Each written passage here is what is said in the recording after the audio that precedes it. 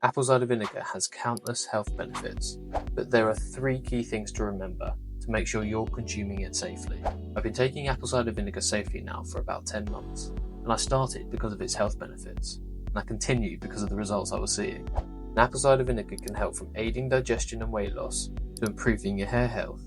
And one of my first videos was on apple cider vinegar's top 20 benefits, but there are some key mistakes that people make. Some of those mistakes I've seen with my own eyes. So to start, my flatmate had this problem when I started getting him into apple cider vinegar consumption.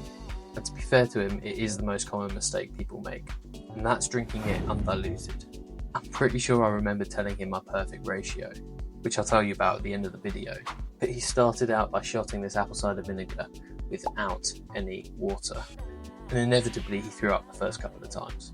So make sure you don't do that. But drinking this undiluted has many other negative impacts besides throwing it up. Tooth enamel erosion can be a problem due to the high acidity content, and it can erode the protective enamel of the teeth, leading to sensitivity, cavities, and discoloration over time. Throat irritation, causing serious damage over time, and stomach lining irritation. And another mistake that causes stomach irritation is overconsumption. Overconsumption of apple cider vinegar can slow down digestion and lead to symptoms like bloating, nausea, and indigestion, whilst it struggles to digest all that acid.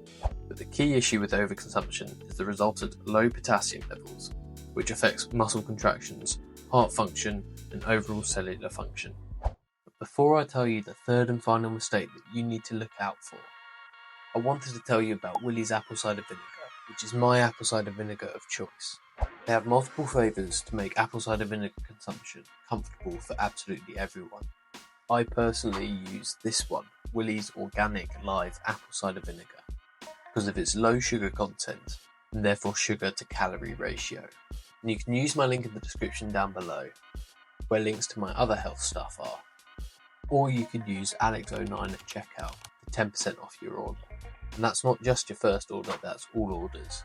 Obviously I get a bit of a kickback, that gives you a kickback too. And a third mistake that you need to be aware of, and a mistake that I've personally made myself, is drinking apple cider vinegar on an empty stomach. This will only really apply when you're taking apple cider vinegar first thing in the morning, and you didn't eat too well the day before, or if you're practicing intermittent fasting and you break your fast with some apple cider vinegar. When I made this mistake, I was taking it in the mornings, and I now take it in the evenings. And the sensations are hard to explain. I sort of had an instant hot flush, my cheeks turned rather red, and my stomach felt like it was almost cramping up a little bit, and I started to feel pretty sick. Thankfully I wasn't, because that's absolutely one of the worst things for me. And besides the stomach irritation, I was starting to become very bloated. And that will happen when you consume apple cider vinegar on an empty stomach. And you can avoid all these mistakes if you follow my perfect ratio. But before I tell you about that, make sure you subscribe and like this video, or dislike it if you didn't. And let me know if you've made any of the mistakes that we've discussed today down in the comment section below as well. The perfect ratio is 25 milliliters of Willie's apple cider vinegar and 75 milliliters of water. I usually take this in the same glass, so after 10 months taking apple cider vinegar every single day, I've got used to where the water line should be. And this ratio is perfect for whether you're taking it in the morning or in the evening.